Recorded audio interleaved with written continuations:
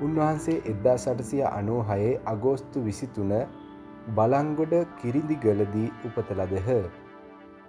උන්වහන්සේගේ පියා N.A. මැතිස් අප්පුහාමි වූ අතර මව B. හීන්මැණිකේ වූවාය. ගිහි කල පුංචි මහත්තයා සහ විලියම් යන නම් වලින් හැඳින්වූ එතුමන් බිහි වී සති දෙකකින් සිය මව අහිමි විය. එයින් පසු ඔහු සිය පියාගේ වැඩිමල් සහෝදරයාගේ නිවසේ හැදී වැඩෙමින් බලංගොඩ කුමාර විද්‍යාලයෙන් මූලික අධ්‍යාපනය ලැබුවේය. පුංචි මහත්තයා වයස අවුරුදු 15 දී පැවිදි වීමට තීරණය කළ අතර බලංගොඩ උඩුමුල්ල ශ්‍රී නන්දාරාමයේදී 1911 මාර්තු 2 වෙනිදා සාමණේර පැවිද්ද ලැබුවේය. උන්වහන්සේගේ ආචාර්යවරයන් වහන්සේ වූයේ දහමාහාන ධම්මානන්ද තෙරණුවන්ය. උපාධ්‍යයන් වහන්සේ වූයේ දෙනියායේ ශීලානන්ද තෙරණුවන්ය. 20 වයස් සපුරා සිටි හෙයින් උන්වහන්සේ 1916 ජූලි මස 14 වන දින බලංගොඩ උළුගන්තොට උදකුකේප සීමා මාලකයේදී උපසම්පදාව ලදහ. උන්වහන්සේ පැවිදිවීමට ඇතුළු වීමෙන් අනතුරුවද අධ්‍යාපන කටයුතු ඉදිරියටම පවත්වාගෙන ගිය අතර පසුකාලීනව උන්වහන්සේ බුදුදහම හා භාෂා ශාස්ත්‍රයේ විශාරදයන් වහන්සේ කෙනෙකු බවට පත්විය. වසර 1919 දී උන්වහන්සේ කොළඹ ආනන්ද විද්‍යාලයට ඇතුළුව අධ්‍යාපනය ලැබූ අතර පසුව 1922 දී එහිම බුදුදහම පිළිබඳව ආචාර්යවරයා බවට පත්විය. උන්වහන්සේ විවිධ සමයන් හා දර්ශනයන් පිළිබඳව ගැඹුරු අධ්‍යයනයන්හි නියුතු වූ අතර මහායානය හා තන්ත්‍රයානය පිළිබඳවද විශාරද විය. එතුමා හිමාලීය යෝගීන් හා පරම විඥානාර්ථ සමාගමේ සමාජිකයන්ද ඇසුරු කළහ. ඉන්දීය දාර්ශනිකයෙකු වූ ක්‍රිෂ්ණමූර්තිද උන්වහන්සේ ඇසුරු කළ චින්තකයෙකි. ආනන්ද මෛත්‍රිය හිමිපාණෝ 1925 ආරම්භ කරන ලද කොළඹ නාලන්දා විද්‍යාලයේ ප්‍රථම ධර්මාචාර්යවරයන් වහන්සේ වූහ. එම විද්‍යාලයේ ආදර්ශ පාඨය වන අපදාන සෝබිනී පඤ්ඤා යන්න උන්වහන්සේගේ තේරීමකි. පසු කලෙක විද්‍යෝදය විශ්වවිද්‍යාලය බිහි වූ විට උන්වහන්සේ එහි මහායාන බුදුදහම විෂය පිළිබඳ මහාචාර්යවරයා ලෙස කටයුතු කරන ලදී. 1963 දී විද්‍යෝදය විශ්වවිද්‍යාලයේ බෞද්ධ අධ්‍යනාංශයේ පීඨාධිපති ධූරයට පත් වූ අතර එතුමා 1966 දී එම සරසවියේ උපකුලපති ධූරයටද පත් වූහ. වසර 1926 ඉන්දියාවේ කේරළ ප්‍රාන්තයේ සංචාරය උන්වහන්සේගේ ප්‍රථම විදේශ ධර්ම දූත මෙහෙවර විය. 1930 දී උන්වහන්සේ ශ්‍රී ධම්මානන්ද පිරිවෙන ආරම්භ කළහ.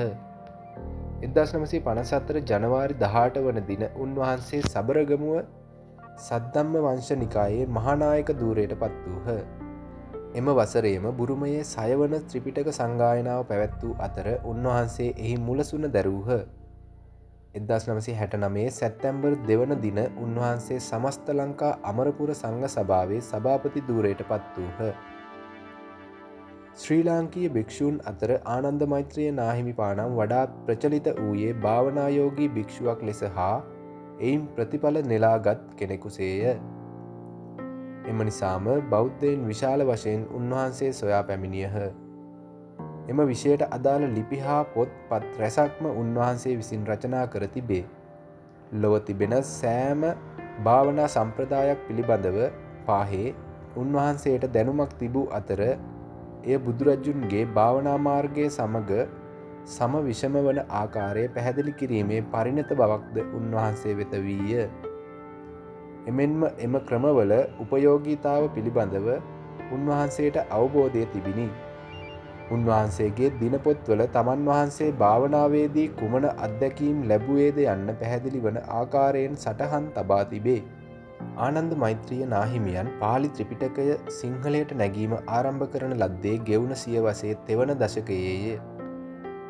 පස්වන දශකයේදී රජය විසින් මෙම භාරදූර කාර්යයේ වගකීම භාරගත් අතර උන්වහන්සේ ත්‍රිපිටක සංරක්ෂණ මණ්ඩලයේ සභාපති ධූරයට පත් වූහ. ත්‍රිපිටක සාහිත්‍යයට අමතරව පාලි සංස්කෘත හා ඉංග්‍රීසි යන භාෂාවන් සඳහා ව්‍යාකරණ පොත් කීපයක්ම උන්වහන්සේ සංස්කරණය කළහ. උන්වහන්සේ තම අධිමානසික බලයෙන් දෙවියන් සහ මනුෂ්‍ය කොටස් දැකීමට පවා දක්ෂ වීය. උන්වහන්සේට විෂ්ණු ස්කන්ධ කුමාර දෙවියන් මගින් උදව් ලැබුණ අවස්ථා බහුතරයක් තිබූ නමුත් එය නිතර හෙළි නොකරේ සමාජයේ ගැටලුවක් ඇතිවේ යැයි සිතූ නිසාය. උන්වහන්සේ විෂ්ණු සහ ස්කන්ධ කුමාර දෙවියන්ගේ සම්‍යක් දෘෂ්ටිකත්වය හෙළි කිරීම ගංගොඩවිල සෝම නම් බෞද්ධ භික්ෂුවක් දැඩි අමනාපයක් පෙළී උන්වහන්සේව රූපවාහිනී වැඩසටහනක විවේචනය කිරීමෙන් පසු මඩිහේ පඤ්ඤාසීහ හිමියන් විසින් කාව විවේචනය කරත් සෝම ආනන්ද මෛත්‍රිය හිමි විවේචනය කරන්න එපා යැයි ලෙස අවවාද කරේ මෙම අන්තවාදී භික්ෂුව බලංගොඩ ආනන්ද මෛත්‍රිය හිමිගේ සේවය නිසි ලෙස අවබෝධ කරගෙන නොතිබූ නිසාය. ආනන්ද මෛත්‍රේය හිමියන් එතුමන් විසූ යුගයේදී අනගාරික ධර්මපාලතුමා සමඟ එක්ව කරන ලද කාර්යයන් හා කැපකිරීම් ශ්‍රී ලංකාවේ බුදු දහම නගා සිටුවීමේදී වැදගත් වූ බලවේගයන්ගෙන් එකක් විය. එතුමන් ලෝකයේ විවිධ රටවල බුදු දහම ප්‍රචලිත කිරීම වෙනුවෙන් ධර්ම ප්‍රචාරයේ යෙදමින් සංචාරය කළේය. අතිපූජ්‍ය බලංගොඩ ආනන්ද මෛත්‍රිය තෙරණුවෝ 101 වසක් ආයු වළඳා 1998 ජූලි 18 වනදා අභාව ප්‍රාප්ත වූහ.